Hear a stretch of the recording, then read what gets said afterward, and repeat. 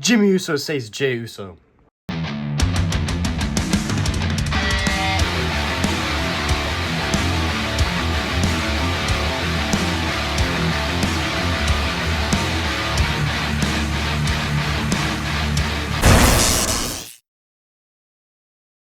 What's up, JW here? Today we have the WWE Weekly Set review of Monday Night Raw.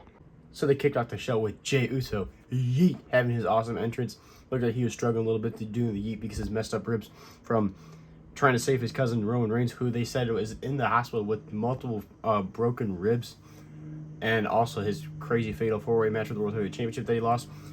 Jey Uso talked about how he failed to bring back the World Heavyweight Championship to his family and everything, and he's pissed off and he wants Seth Rollins, Braun Breaker, Bronson Reed all get their ass out here, and LA Knight's music hits. LA Knight comes out, not Braun Breaker, Bronson Reed, or Seth Rollins.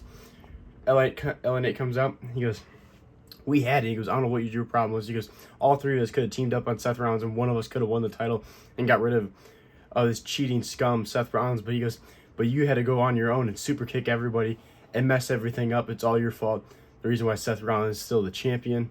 So LA Knight pretty much says, he goes, "If I have to, I'll take care of you before I'll take care of Seth Rollins." And before they even could start brawling or anything or taking care of each other, Braun Breaker and Bronson Reed come out and they interrupt them, pretty much just like pretty much mocking them. And LA Knight has some trash talking, but it ends up leading to a match between, for the main event, a tag title match with not tag title match, a tag match, Jey Uso and LA Knight versus Braun Breaker and Bronson Reed. Because Braun Breaker says, he goes, we're dogs on unleashed because we don't have Paul Heyman. Paul Heyman's in the hospital as well because he messed up his vocal cords from Roman Reigns, and then Seth Rollins isn't here to control us either. So we're doing whatever the hell we want. So that leads to the main event, which is a tag match between the two of them. Then we had the Kabuki Warriors, Asuka and Kairi Sane, take on Roxanne Perez and Raquel Rodriguez in a tag match. This was a decent match. It wasn't terrible. It had some decent length and everything. But the Kabuki Warriors end up standing tall over Roxanne Perez and Raquel Rodriguez. And then backstage, the Kabuki Warriors run into Io Sky. And this whole thing with Asuka and Rhea Ripley and Io Sky, the whole like Kabuki Warriors Io Sky thing, how they bicker and yell and stuff, is the most unentertaining and annoying thing ever. Like, I don't get how WWE thinks it's entertaining. It's not. It's very annoying. The yelling between Io Sky and Kairi Sane and Asuka and Rhea Ripley, the whole situation of like the bickering, it's not entertaining. It's just, I don't know. It just feels like I'm watching middle school girls argue. It's not entertaining at all. But speaking of Io Sky, it's going to be Io Sky and Stephanie Figueroa fighting for the Women's World Heavyweight Championship at WrestlePalooza, which is, I think, is September 20th, if I can remember right. Adam Pearce announced it because Naomi had to vacate her championship. It's going to be the former world champion to the number one contender because Stephanie Figueroa was supposed to fight Naomi at Clash of Paris for the championship. So that'll be at WrestlePalooza. Then Finn Balor went one-on-one with Dragon Lee. This match was pretty good. There was a crazy spot where JD McDonald was standing on the edge of the ring trying to get involved, and Dragon Lee jumps over the ropes, grabs him with his leg, and hits a hurricane out of the ring. It was one of the most dangerous and craziest things I've seen in a long time. I mean, like, he could have easily slipped and somebody breaks a bone or breaks a neck. It was absolutely crazy. But with the distraction and everything like that, by the time Dragon Lee gets in the ring, Finn Balor takes advantage of him and then hits a coup de grace stomp on him and picks up the victory over Dragon Lee. So JD McDonald was technically successful. Even though he got taken out by Dragon Lee, he was successful to help Finn Balor pick up the victory. I have no idea where this is going. Because since they're tag teams, I don't know why they're feuding with Dragon Lee, but whatever. But when they got backstage, Adam Pearce was very angry and told them, "This is not happening in Dominic Mysterio's Intercontinental title match. You guys are banned from ringside for Dominic's Intercontinental title match against AJ Styles." Then it was a six-man tag match, Penta and the War Raiders taking on Big G, Grayson Waller, which I find this so dumb that Grayson Waller's with the New Day. And then, obviously, the New Day.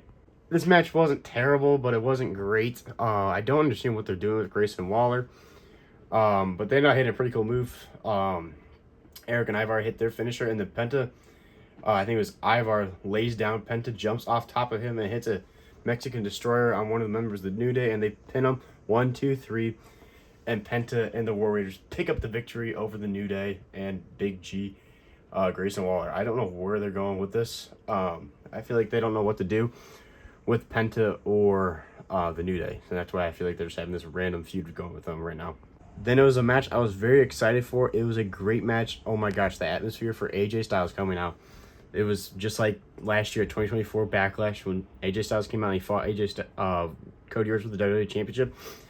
I know it's like something phenomenal. They chant whatever it is in my opinion probably the greatest chant in wrestling history. It's so freaking like it's like I get chills when I hear it. It's the coolest shit ever. Like they were going crazy Paris once again for AJ Styles. They were doing the chant before he came out. They did it like for a minute straight when he came out. Then they go to commercial break and they come back and they're still doing the chant.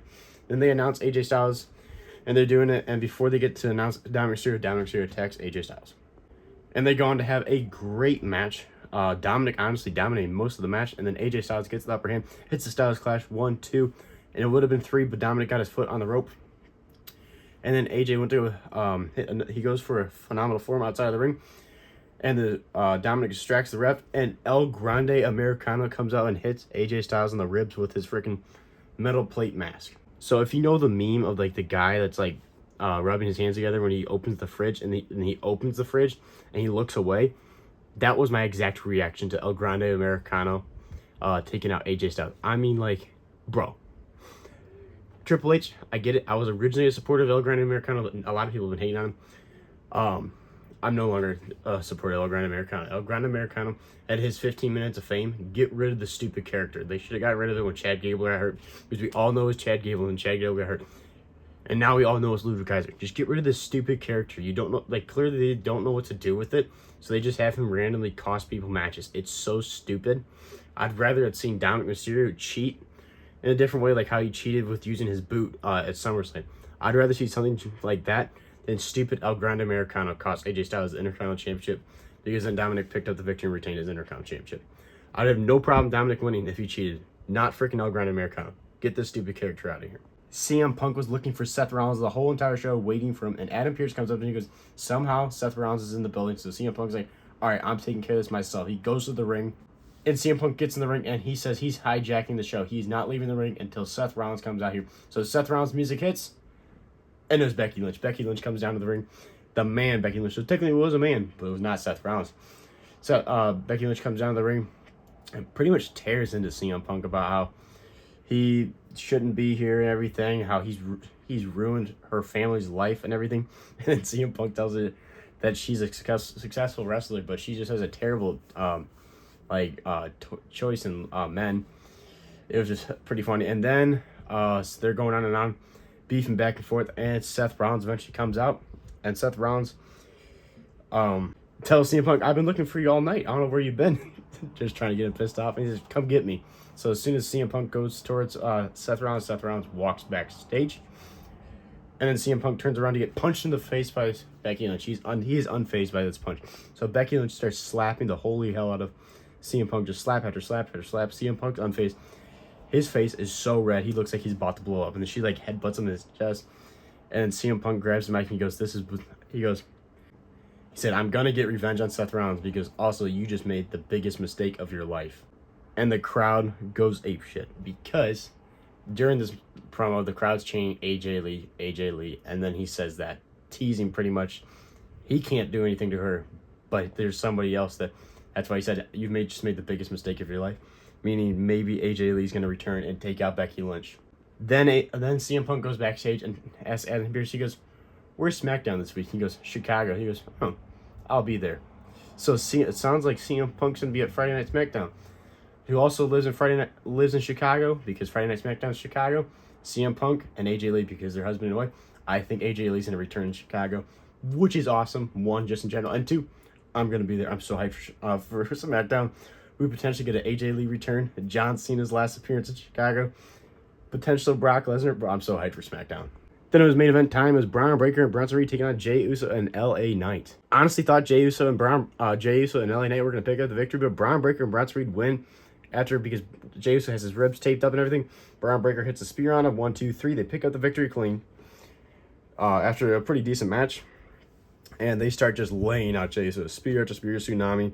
LA Knight gets in the ring, goes for a BFT, but Braun Breaker reverses it. He hits a spear. They hit a tsunami on him. And then they throw him over the announce table, getting rid of LA Knight. And then they spear Jey Uso again and hit another tsunami on him. And then Jimmy Uso's music hits. Big Jim comes out to save his twin brother, Jey Uso. He comes out with a steel chair, chases off Braun Breaker and Bronson Reed, and he helps up his brother, Jey Uso. And they end the show with Jimmy Uso and Jey Uso together. So I don't know where if this is gonna set up. I'm assuming this down the road sets up like the War Games match this year is gonna be this whole group and everything. I still don't know who the fourth member will be for Seth Rollins' group, but overall, Monday Night Raw wasn't terrible. The ending itself was good. I would say this Monday Night Raw wasn't the greatest Monday Night Raw. Wasn't terrible though, but I don't know. I just felt like it was kind of like a bunch of random matches put together, like Finn Balor, Dragon Lee, the 6-man tag match. The Becky Lynch, Seth Rollins, and CM Punk thing was actually pretty entertaining. The main event was good, made sense. Awesome to see Jimmy Uso. I was hoping Jimmy Uso was going to come out and get involved with this. I love the Dominic and AJ Styles match, and then I had a bad taste in my mouth after El Grande Americano. Otherwise, that match was great. So I'm going to give this Monday Night Raw a 3 out of 5. I'm going to give it the benefit of the doubt. I want to give it a 2.5 out of 5, but I'm going to give it a 3 out of 5. Overall, not a terrible show. This is JRW. Make sure to like, subscribe, see more of your content. This weekend, we got a major video. So normally I do a setup review of SmackDown. I'm not going to do a setup review because I don't know, depending how I can get it filmed and edited, it's either going to be Saturday or Sunday. There's going to be a vlog of Friday, me going to SmackDown in Chicago. Just depends. So stay tuned for this weekend, Saturday or Sunday, the video of my experience going to Friday Night SmackDown and seeing John Cena for the last time, see my childhood hero for one last time. This is JRW. Make sure to like, subscribe. I'll see you guys in the next one.